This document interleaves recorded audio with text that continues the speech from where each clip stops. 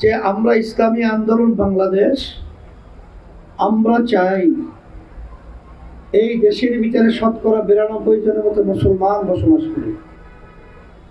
এই দেশের ভিতরে আজানের শব্দে বাচ্চাদের ঘুম ভেঙে যায়, আজানের শব্দে বাচ্চারা মায়ের কোলে ঘরে যায়। সেই দেশটা চলবে কোরআন কারীমের নিয়ম অনুযায়ী।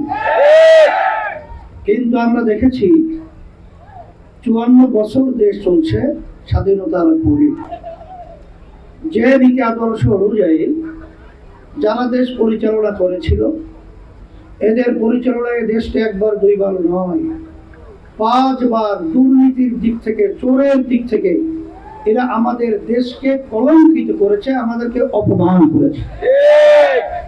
আর আপনাদের আমি বলবো ভাগ্য যে আপনাদের এই আসনে সবচেয়ে সুস্বাদু হালিম রাধুনী হালিম, হালিম হোক রাধুনী হালিম। আমরা যাকে প্রার্থী দিয়েছি সে বারবার কোরআনুল কারীমকে এর প্রতিযোগিতায় তামাম দুনিয়ার মধ্যে অন্যান্য যারা দেশ পরিচালনা করেছে আমাদেরকে করছে অপমানিত। আর আমাদের নেসারউদ্দিন সাহেব নাসিরি, সে আমাদেরকে করেছে তামাম বিশ্বের ভিতরে সম্মানিত। আমি বিশেষ করে আসরের আমার ভাইদেরকে, পর্দার মা বোনদেরকে বলবো, আজকে বাংলাদেশে জাতীয় নির্বাচন চলছে। 2026 12ই ফেব্রুয়ারি জাতীয় নির্বাচন হবে।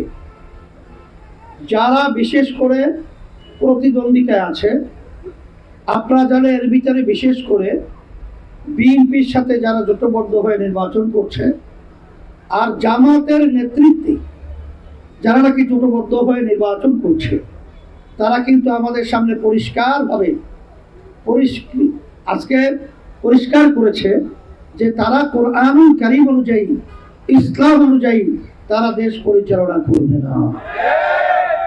একমাত্র ইসলামী আন্দোলন বাংলাদেশ আমরা পরিষ্কার করেছি, আল্লাহ যদি আমাদেরকে কবুল করেন, আল্লাহ যদি আমাদেরকে বিজয় করেন, কারণ বারবার মানব রচিত নিয়ম নীতি আদর্শের মাধ্যমে আমরা তাদের মাধ্যমে যা চেয়েছি তা পাই নাই, কিন্তু কোরআনুল কারীম অনুযায়ী যদি আমরা রাষ্ট্র পরিচালনা করতে পারি, তাহলে ইতিহাস পড়লে দেখবেন শুধু মুসলমানই নয়, শুধু অন্য জাতি নয়, এমনকি একটা ছোট্ট পিপিলিকা পর্যন্ত তার স্বাধীনতার নিশ্চয়তা গ্যারান্টি এই ইসলামী নীতি আদর্শ, কোরআনুল কারীমের নীতি আদর্শে, এটা কিন্তু বাস্তবতা।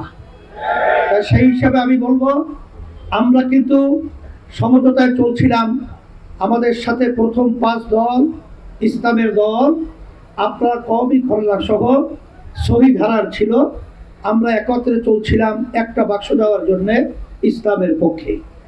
পথ চলায় সেখানে এসে যোগদান এসেছিল জামাত, তার সাথে আরো 2-1টা দল। কিন্তু আমাদের ঘোষণা ছিল আমরা বাক্স দেব ইসলামের পক্ষে একটা। কিন্তু যখন নাকি তারা দেখলো যে সারা দেশের ভিতরে মানুষ এর পক্ষে ভোট দেওয়ার জন্য তারা সিদ্ধান্ত গ্রহণ করেছে, তখন তারা ক্ষমতা প্রেমিক হয়ে, ক্ষমতার লোভে তারা তখন ইসলামকে সরিয়ে সেখানে তারা রাষ্ট্র পরিচালনা করবে এই প্রচলিত গণতন্ত্রের এই নিয়ম আইন অনুযায়ী। তখন ইসলামী আন্দোলন বাংলাদেশে আমরা কি আর এই নিয়ম থাকতে পারি, এই সমঝোতায় থাকতে পারি? এই জন্যই আমরা ইসলামের পক্ষের বাক্স একটাকে আলাদা করার জন্য হাত পাখা প্রতীক নিয়ে সারা দেশে প্রায় 258 আসনে আমরা আল্লাহর রহমতে নির্বাচন করতেছি। সারা দেশে আমরা ঘোরার পরে দেখেছি যে আজকে সারা দেশের মানুষের মধ্যে ইসলামী আন্দোলন বাংলাদেশ এবং ইসলামের পক্ষে, হাত পাখা প্রতীকের পক্ষে আজকে মানুষের আলহামদুলিল্লাহ সারা অনেক অংশে আল্লাহর রহমতে আমরা যেটা লক্ষ্য করেছি। এই জন্য আমি বলবো যে আজকে যারা বিশেষ করে অনেক আলেমও তো এখানে নির্বাচন করছে, কথা ঠিক না?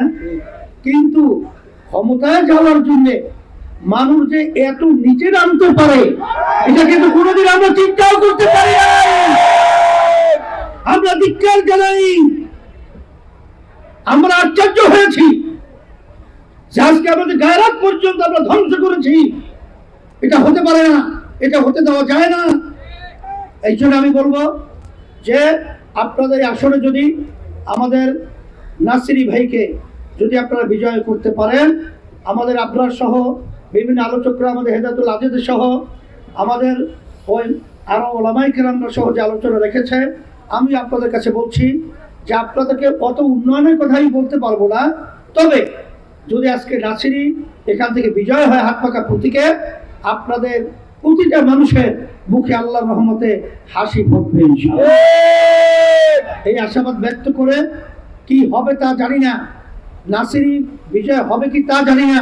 তার বড় ভাই বলে গেছেন যে আজকে যদি আপনারা হাত পাকা প্রতীকের পক্ষে, যদি আপনারা ইসলামী আন্দোলন বাংলাদেশের পক্ষে এবং নাসিরের পক্ষে যদি আপনারা ভোট দেন, একটা ভোট যদি বাড়ে ইসলামের শক্তি বাড়ে। এই জন্য আমি হাত পাকা শান্তির প্রতীক আমি তার হাতে উঠিয়ে দিয়ে আপনাদের সামনে আমানত হিসাবে রেখে গেছি। আল্লাহ রাব্বুল আলামিন যেন হাত পাকা প্রতীকের প্রার্থী নাসিরকে আল্লাহ যেন বিজয় দান করে।